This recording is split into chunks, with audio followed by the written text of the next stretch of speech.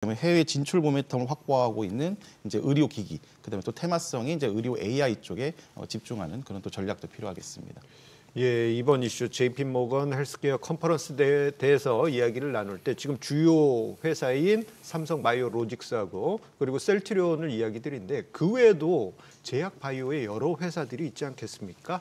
자, 우리 투자자분들도 많은 관심이 있으실 텐데요. 자, 금리 인하 기대감과 더불어서 이번 컨퍼런스 행사로 인해서 제약 바이오가 좀 2년 동안 재미없었습니다. 이제 도약을 하게 될지 그 부분에 관해서 김 대표님한테 여쭤보겠습니다. 자, 뭔가 턴어라운드의 계기가 마련이 될까요? 앞서 허현남 대표님이 말씀해 주신 대로 연준의 금리 인하가 가장 중요한 요소가 아닐까 싶습니다. 바이오 섹터도 대표적인 성장주이기 때문에 연준의 금리 인하를 통한 직접적인 이제 수급의 영향, 그러니까 금리 인하와 함께 유동성이 공급이 된다면 주가가 당연히 상승할 것이다라고 보고 있는데요. 특히 지금과 같은 경기 불황 시기를 오히려 호실적으로 잘 버텨준 이 바이오 업체들, 특히 제약 바이오 업체들 중에서 대형 업체들이 이런 경우들이 많은데요. 이런 기업들은 본격적인 또 추가적인 성장 구도가 나올 것으로 보입니다. 이 외에는 특히 이 AI 의료라는 AI 바이오라는 개념이 올해 처음 생겼는데요. 이 AI 바이오가 결합되고 또 코로나19 시대의 종료로 인해서 백신 기업들과 치료제를 만들던 기업들이 조금 이제 저무는 그런 모습을 보였는데 그에 대한 자리를 비만 치료제와 당뇨 치료제 업체들이 새롭게 채우고 있습니다. 글로벌적인 바이오 제약 시장의 이제 전체적인 흐름인데요. 우리 시장도 내년에는 이와 같은 모습이 본격적으로 나오면서 바이오에 대한 기대감이 한껏 커진 상황이라고 보고 있습니다. 예, 그렇다면요.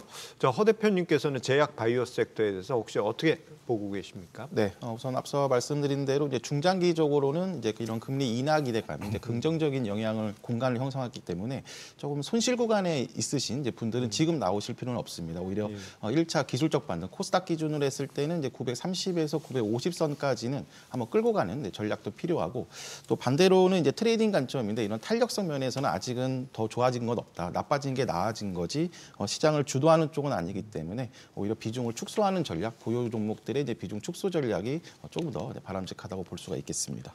예, 두 대표님의 제약 바이오 섹터에 대한 의견을 들어봤는데요. 자, 그렇다면 우리가 더 중요하게 볼 수 있는 것은 제약 바이오 섹터 내에서 내년에 주가 상승이 가장 기대되는 탑픽 종목이 무엇이 있을지 이것을 좀 알아볼 필요가 있을 것 같습니다.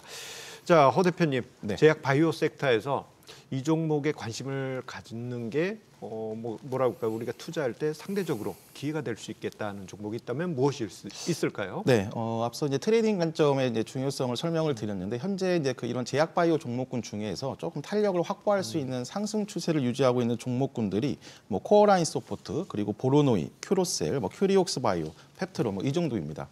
특히 이제 코어라인 소프트는 이제 AI 기반 3D 의료 영상 분석 솔루션 업체인데요. 자체 개발한 AI CT 판독 소프트웨어를 이제 공급하고 있습니다. 이제 이런 부분들이 최근 좀 부각을 받고 있고 실적 부분에서도 이제 25년 흑자 전환을 통해서 또 안정적인 부분도 이제 우리가 예상을 할 수가 있겠습니다. 최근 이제 상승 후에 이제 이번 주 한 코스닥에 2, 3일 쉬면서 같이 눌림목을 주고 있는데 다시 한번 좀 주목할 필요도 있겠습니다. 또 나머지 종목은 이제 큐로셀인데 역시 이제 신규 새내기 종목입니다.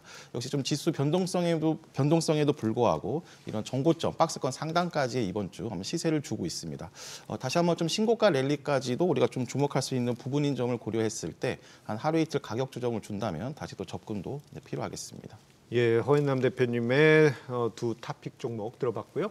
자, 그렇다면 김호영 대표의 탑픽 종목도 들어봐야죠. 자, 우리 제약바이오 어떤 종목 연구하면 혹시나 내년에 따끈한 소식이 전해질 수 있을까요? 저 역시도 허현남 대표님과 같은 섹터를 보고 있는데요. 바로 올해 처음 이제 새롭게 만들어진 개념이라고 할 수 있는 의료 AI 관련주를 보고 있습니다. 앞서서도 말씀드렸다시피 올해 새롭게 등장한 개념인데 기존에 있었던 원격 의료에서 한 발 더 나아간 좀 진화된 버전이라고 보시면 되겠습니다. AI를 활용한 질병의 진단과 예측이 가능하기 때문에 성장 가능성이 매우 무한한 분야라고 할 수가 있겠고요. 더군다나 지금 AI 기술의 발달과 이제 하반기에 나오기 시작한 온디바이스 AI의 활용이 된다면 개인 의료기기 분야의 확장이 굉장히 크게 넓은 폭으로 이루어질 것으로 예상이 되기 때문에 성장성이 굉장히 무한하다라고 할 수 있겠습니다. 특히 AI를 활용한 신약 후보 물질을 개발하는 파로스 아이 바이오부터 AI 진단 기술을 가진 루닛, 뷰노와 같은 종목들이 시장에서는 AI 의료에서 대장주로 여겨지고 있는데요.